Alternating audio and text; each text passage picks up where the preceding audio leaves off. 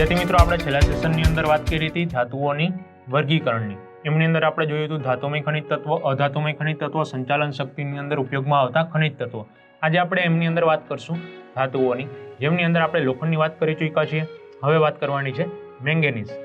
Manganese છે એ લોખંડ પોલાદ ઉદ્યોગ માટે મહત્વની ધાતુ ગણવામાં આવે છે. ખૂબ જ લોખંડની અંદર મિશ્રિત ધાતુ કરવામાં આવતું હોય, વધુ પ્રમાણમાં ઉપયોગમાં લેવા આવતું હોય તો એ છે મેંગેનીઝ. તો આ જે મેંગેનીઝ છે એ ઉપયોગમાં સૌથી વધુ લેવાય છે લોખંડ સાથે. તેનો મુખ્ય ઉપયોગ લોખંડ પોલાદ બનાવવામાં થાય છે.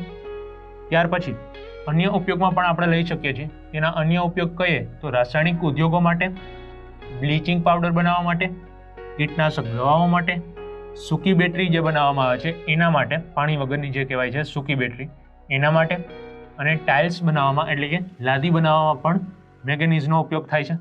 આવી રીતે આપણે જોઈએ તો ઉપરાંત ઘણા બધા બીજા ઉદ્યોગો છે, જેમ કે ચામડાના ઉદ્યોગ, કાચ ઉદ્યોગ, દીવાસળી, ત્યાર પછી ફોટોગ્રાફી, ચિનાઈ માટીના વાસણો બનાવવામાં, આ બધી જ જગ્યાએ રંગીન ઈંટો બનાવવામાં મેંગેનીઝનો ઉપયોગ મોટા પ્રમાણમાં થાય છે.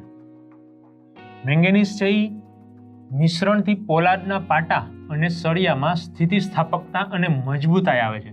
એક સ્ટ્રોંગ ધાતુ છે, ખૂબ જ મજબૂત ધાતુ છે, જેથી કરીને એને મિશ્રિત કરવામાં આવે છે, મિક્સ કરવામાં આવે છે.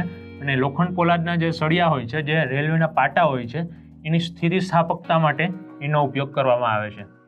જો એની વાત કરીએ તો ઓડિશા, કર્ણાટક, મધ્યપ્રદેશ, મહારાષ્ટ્ર, ગોવા મેંગેનીઝના મુખ્ય ઉત્પાદક રાજ્યો છે. એટલે કે ત્યાંની જમીનમાંથી પુષ્કળ પ્રમાણમાં આ મેંગેનીઝ છે એ આપણને પ્રાપ્ત થાય છે. આ ઉત્પાદક રાજ્યો ગણાવી શકાય છે. આ ઉપરાંત આંધ્રપ્રદેશ, ઝારખંડ, રાજસ્થાન અને ગુજરાતમાંથી પણ મેંગેનીઝ પ્રાપ્ત થાય છે. ત્યાર પછી આપણે વાત કરશું તાંબુ. તાંબુ છે એ ખૂબ જ અનાદિકાળથી વપરાશમાં લેવાતું એક ધાતુ છે. તાંબાનો ઉપયોગ આદિકાળથી કરવામાં આવે છે. એટલે કે ખૂબ જ પ્રાચીન સમયથી જો કોઈ પ્રથમ ધાતુ આપણને પ્રાપ્ત થઈ હોય તો એ છે તાંબુ. માનવીના સૌ પ્રથમ ઉપયોગમાં આવેલી ધાતુ એ કઈ છે? તાંબુ. તો આ જે તાંબુ છે એ સૌ પ્રથમ ઉપયોગમાં આપણે લીધેલું હતું. એટલે કે એમ કહી શકાય કે તાંબુ છે એ માનવી સૌ પ્રથમ ઉપયોગમાં આવેલી ધાતુ છે. તેમાં મિશ્રણ થવાના ગુણને કારણે આ ધાતુ છે એ મિશ્રણ થવાનો સારામાં સારો ગુણ ધરાવે છે. તેને કારણે તેનું મહત્વ ખૂબ જ વધારે છે.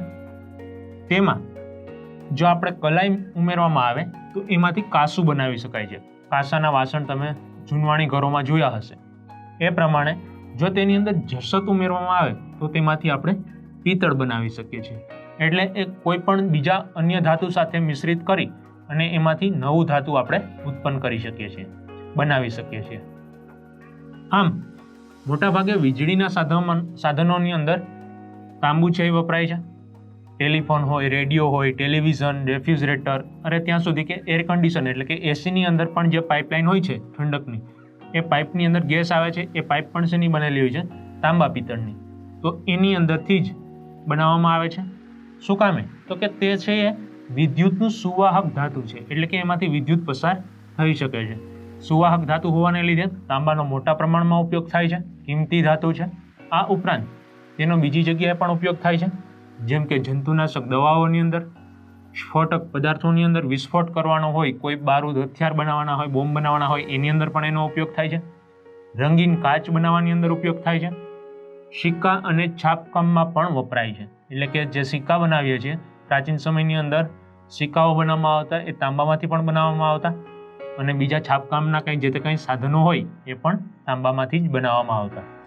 આમ આપણે કહી શકીએ કે ભારતમાં તાંબાનું ઉત્પાદન કરતા રાજ્યોની અંદર રાજસ્થાન, ઝારખંડ, મધ્યપ્રદેશ આ તમામ રાજ્યો છે. એ ઉપરાંત સિક્કિમ, આંધ્રપ્રદેશ, ઉત્તર પ્રદેશ, ત્યાં પણ આપણને અમુક માત્રાની અંદર તાંબુ મળી આવે છે. તો આ આપણે વાત કરી લોખંડ, મેંગેનીઝ અને તાંબુ.